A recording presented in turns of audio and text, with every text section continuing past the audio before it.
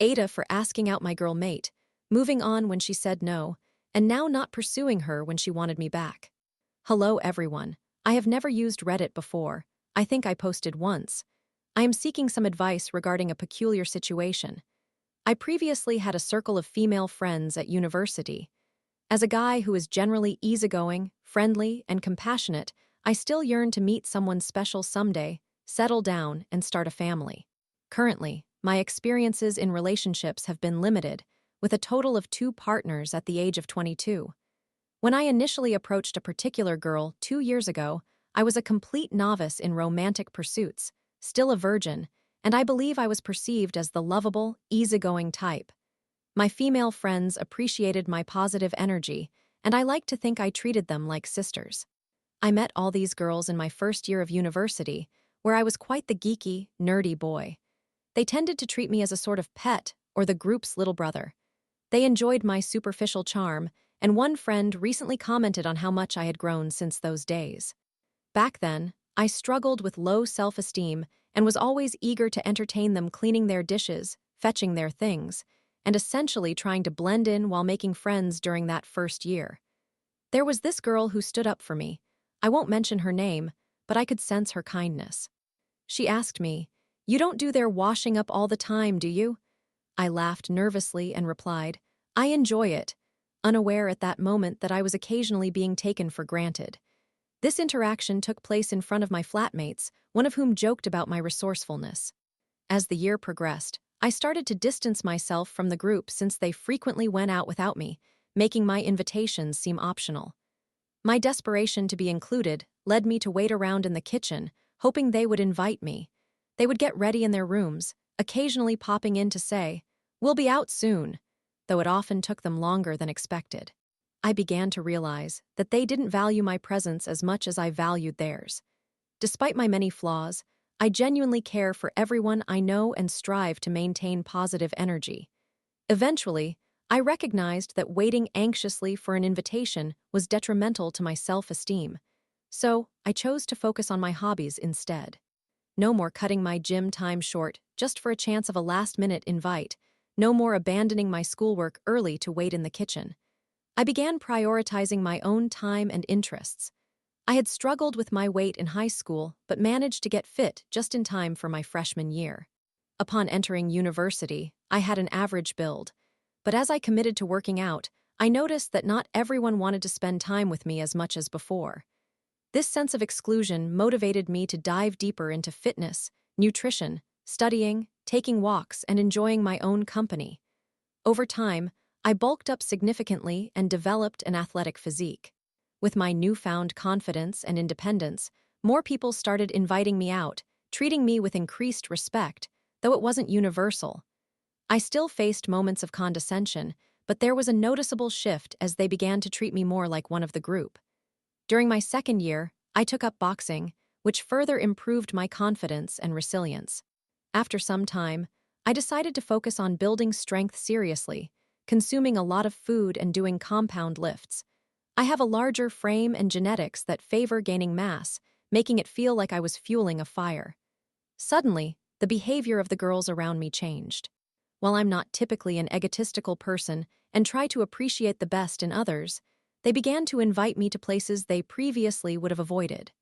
For instance, one day while I was walking home, they asked me to join them at a bar, where they would talk about their boyfriends and make jokes about my size, suggesting I intimidate others.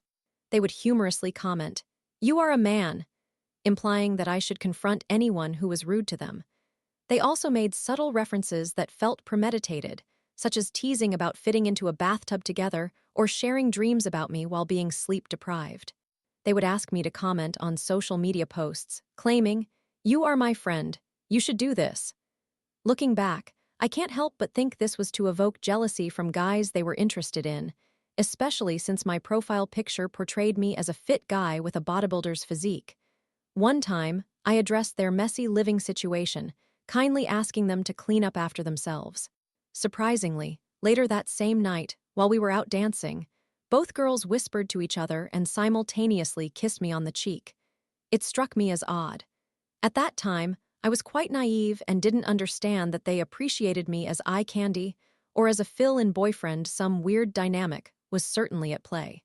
This leads back to the one girl from my first year who had been supportive of me, and how her behavior had changed over time. She had joined us for a night out, and it was the first time in a year or two that I had seen her. Even she was acting differently around me. Late one night, I overheard them saying loudly, "Arg, we need some men in here," while the other chimed in, "Yeah, where are all the men?" I felt uncomfortable, holding back the urge to relieve myself because I had to walk through their room to reach the restroom. I waited for about 30 minutes until they finally left or went to sleep. When I ultimately mustered the courage to walk past them to the bathroom, they greeted me casually. I simply said, "Hey, I'm going to get some sleep. Good night." I heard them murmur softly as I left, with one teasing, "Oh, he locked it," which made me feel like I'd missed something. I began to feel disoriented. They had once been my friends, but they were treating me more like a man. If they wanted me around, they could have simply asked, but I didn't want to stroll into a girl's room alone at night. That evening, as one girl left to sleep in her room and the other stayed with the girl I liked, I was preparing for an early workday. They were making so much noise, laughing loudly, which was frustrating, as I knew they were aware I had work in the morning. I went upstairs to knock and ask them to lower the volume. When they quieted down, one girl said, "It's just my name." The girl I liked hid under her covers like a cartoon character. I gently said, "I know you're having fun, but could you please keep it down a little? I have work tomorrow." They told me they would, but shortly after they resumed their previous volume. I kept hoping it would settle down, but hours passed with no change. I hesitated to confront them again, wanting to avoid losing my temper with a couple of girls. The next morning, they were gathered downstairs, and I sat down to engage in some light conversation. I didn't mind talking to them under more natural circumstances. The girl I liked asked, "Did you hear us laughing? Oh my gosh, were we that loud?" I replied it was fine and laughed along with them. They discussed messaging their previous boyfriends, and the absurdity of their texts made me laugh.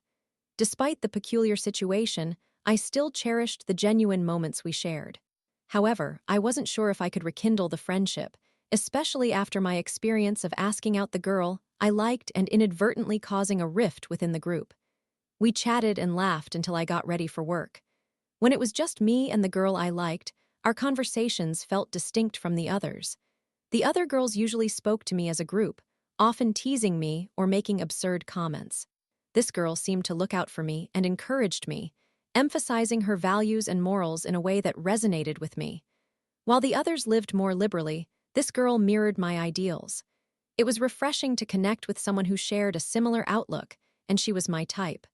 One day, while walking back home from a stroll, we lagged behind the group while discussing our beliefs.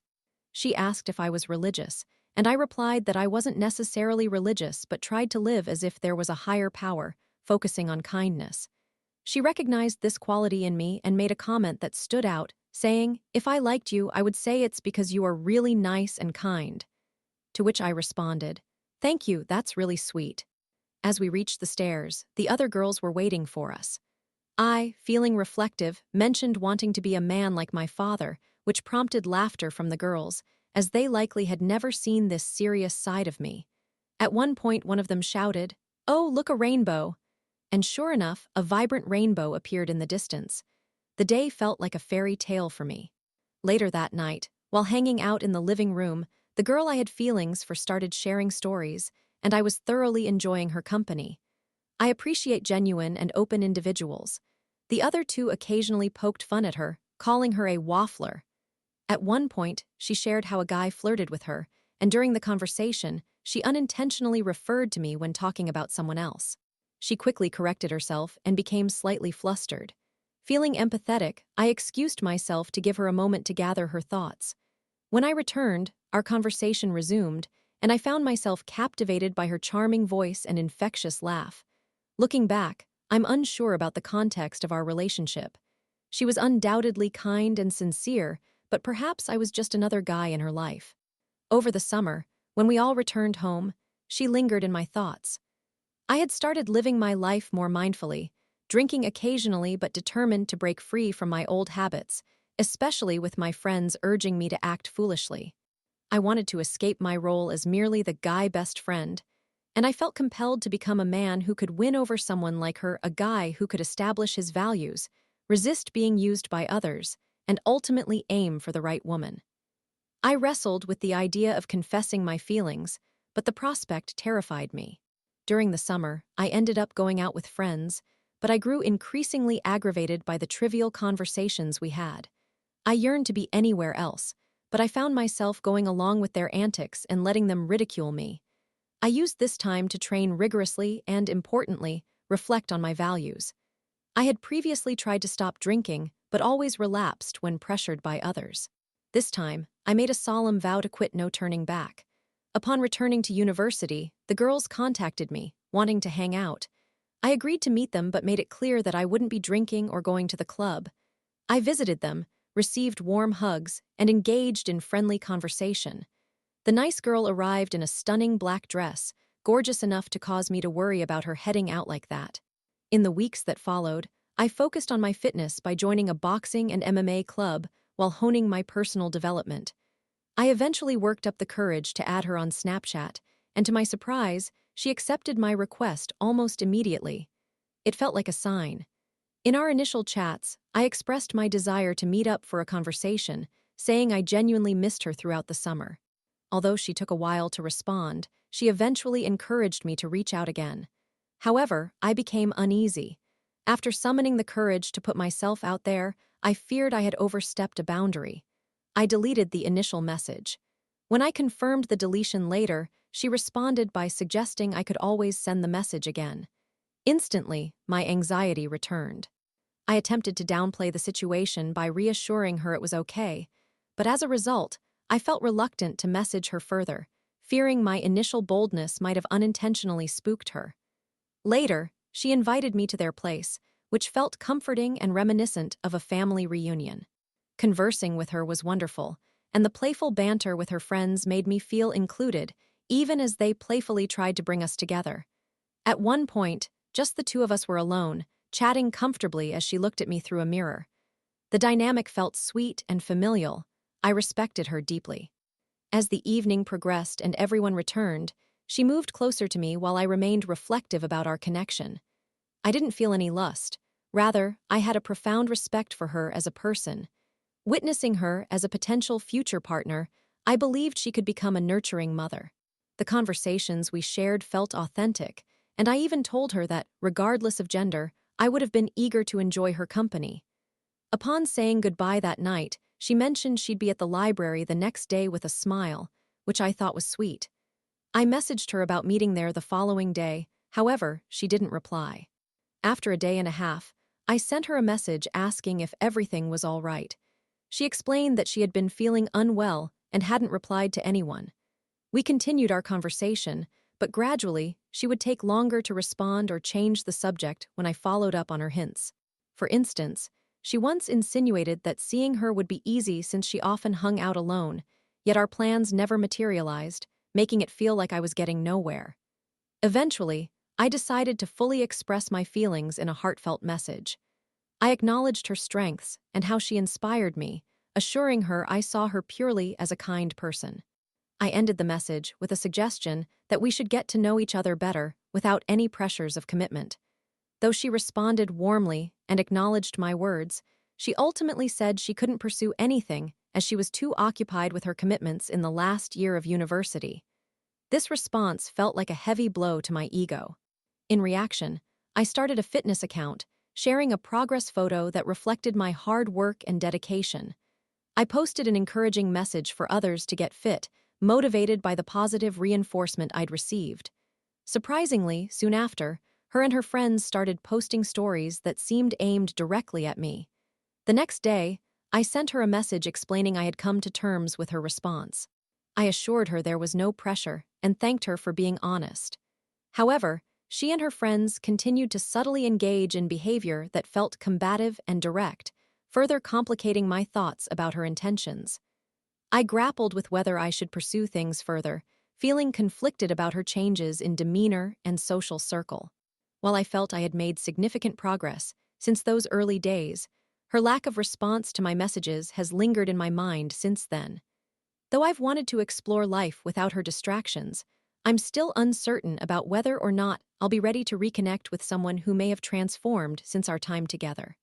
I've recently deleted my social media as part of my efforts to focus on my personal growth, fully embracing the notion that I deserve genuine relationships over superficial ones. I hope to encounter someone mature and aligned with my values as I reflect on my journey and the friendships I've forged. Ultimately, my hope is for those I've known to remember me positively. Story 2. I want to climb out of the darkness and feel loved. Warning. Extremely long post.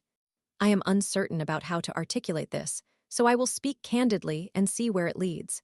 This has evolved into more of a post about the challenges in my life, yet my objective remains unchanged, provided I am not too damaged now to achieve it. I am 27 years old, male, have only dated one girl during my junior year of high school for 4 months, and I am a virgin.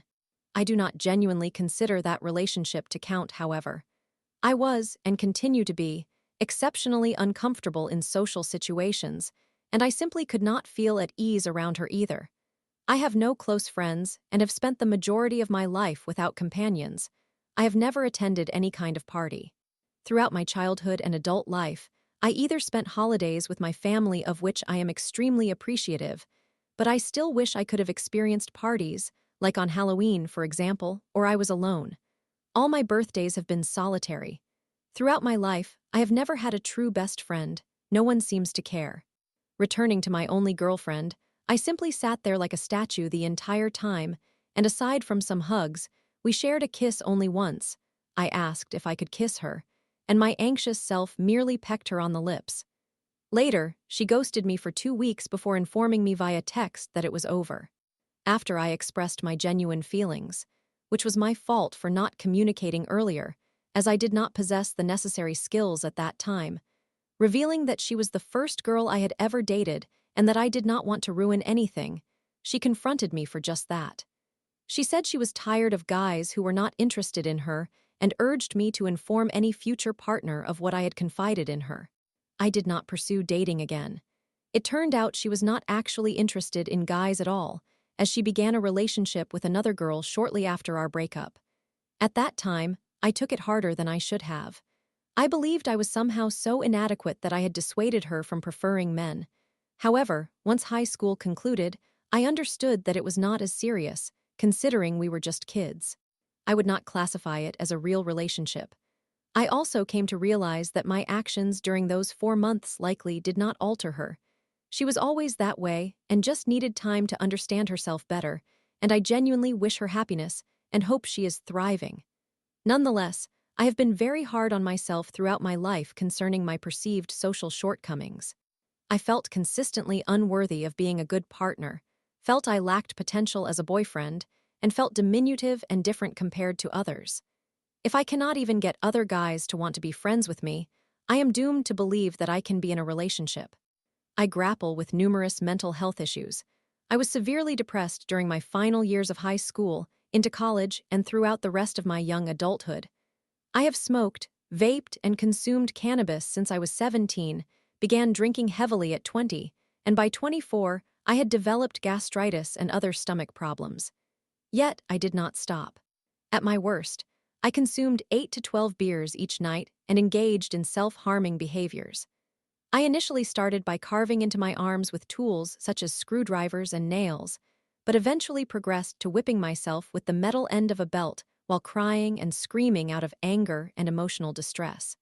One night, having just received a new house key that was sharp, I repeatedly scraped my arm with it until the pain became unbearable. On a different occasion, I pinched small sections of skin from my arm in a pair of pliers, managing to secure it just right, and then slammed the handles hard with a rock. As a result of these actions, I now bear several permanent scars. I do not wish to dwell on this topic as it makes me increasingly upset, but there are more actions I have taken. I have had and still face serious mental health challenges that I have been attempting to maneuver through. In essence, I would get intoxicated and use physical pain as a substitute for my emotional anguish. My struggles with alcohol peaked last July. I spent my 26th 4th of July alone, as I often do, drinking 3/4 of a case of beer. I regretfully drove under the influence to retrieve gasoline and other supplies and ignited a fire in the backyard. I began filling empty bottles with gasoline and smashing them into the flames, inadvertently setting the fence ablaze. Fortunately, the fire extinguished itself. As the night wore on, I ended up passing out on the kitchen floor at my parents' home, and at some point, I vomited everywhere and lay still in it for a while. I eventually dragged myself upstairs to the shower, where I collapsed in the bathtub and fell asleep again, leaving the water running. I awoke in a state of semi-hypothermia due to the cold water. My lips, hands, and feet were all blue. By the time I woke up the following day, the vomit had soaked into and stained the wood in the kitchen. I quit drinking after this incident. I attempted therapy a few years back, but the therapist continuously blamed alcohol for all my lifelong difficulties. He was frustrating to work with and even checked his watch while I spoke. I never went back to therapy afterward. After abandoning the career I attended college for, I found myself working a job that is slightly better than minimum wage in retail over the past few years. This fed further into my feelings of being useless and inadequate. Last year, following the events of July, I experienced a moment of clarity and pushed myself to begin moving forward. I secured a position as a shop hand at a machine shop. I have an automotive background, and I believed I was making progress. Although it was only a slight increase in pay, it felt transformational. I continued working part-time at my other job as well. However, over time, the environment gradually became toxic. I try not to ramble, isn't that ironic? But my past mental struggles resurfaced, and I found myself overthinking and constantly perceiving situations negatively, leading to me being harsh on myself. While some individuals at work indeed engaged in poor behavior, much of it was self-inflicted. In December, I injured my back, which led to a lifting restriction. After my doctor said I could return, I was informed not to come to work for a week. I heard rumors that the owner was furious about the potential liability, and my manager, in confidence, advised me to start looking for another job. 2 weeks after Christmas, I was laid off due to financial reasons, a way to avoid a lawsuit for terminating me over my back injury. This job had helped pull me out of my downward spiral, and I genuinely felt happy for a brief time, attempting daily to ignore my feelings of despair and negativity. However, following my layoff, I felt as though the tablecloth had been abruptly pulled from under me. Yet rather than falling back into old habits, lying in bed all day, feeling perpetually miserable, lacking the desire to stay sober, and devoid of motivation to continue existing, I felt re-energized and more determined than ever to get back on track. Earlier last year, I decided I wanted to pursue joining the pipefitters union, which anyone familiar with this understands is not an easy endeavor. Initially, I aimed to obtain an apprenticeship and had an interview with a local union scheduled for March. This occurred in early January, and I spent my time waiting while working part-time at my retail job and supplementing my income with unemployment. Well, 2 weeks ago, I attended an interview at another machine shop, and coincidentally that same day, I received a text from a contact stating that the other local union was seeking helpers, support craft. I called the union and received acceptance. Moreover, I turned 27 last week, exactly 1 week ago. Considering all I have faced mentally, I felt immense trepidation about this birthday. I perceived my youth as wasted, leaving me a dull adult without a life, career, social skills, friends, or the ability to find love. About a week before my birthday, I finally began taking the antidepressant that was prescribed to me nearly 2 years prior. I simply never took them until then. Initially, I began to notice an increase in energy. However, soon I became jittery and started experiencing mood swings, swinging from extreme highs filled with relentless energy to deep depressive lows, accompanied by resurfacing self-harm urges and suicidal thoughts. This distress has left me nearly unable to articulate my feelings. I do not wish to revisit that dark, horrible, and evil place ever again. The initial energy sustained long enough for me to finally, at the age of 27, begin reframing my life. I am no longer languishing in bed whenever I am not working. I wore out 3 mattresses over 6 years because I simply could not get up. I had zero motivation for anything and often wished I did not exist. Presently, I feel like a transformed person with aspirations. I have multiple professional opportunities available. I am beginning to feel as I did last fall, which is uplifting and fulfilling when I am not in a manic state from these medication side effects. Most importantly, I genuinely want to embark on the journey of dating. My New Year's resolution is to go on 2 dates by the end of the year. However, first, I know I need to work on myself. I aim to lose weight and improve my fitness to boost my attractiveness. I have only had 2 women in my adult life who I can confidently say were interested in me, but I was too afraid to take action. While I am not heavy, I am also not fit or conventionally attractive. I aspire to lose around 25–30 pounds.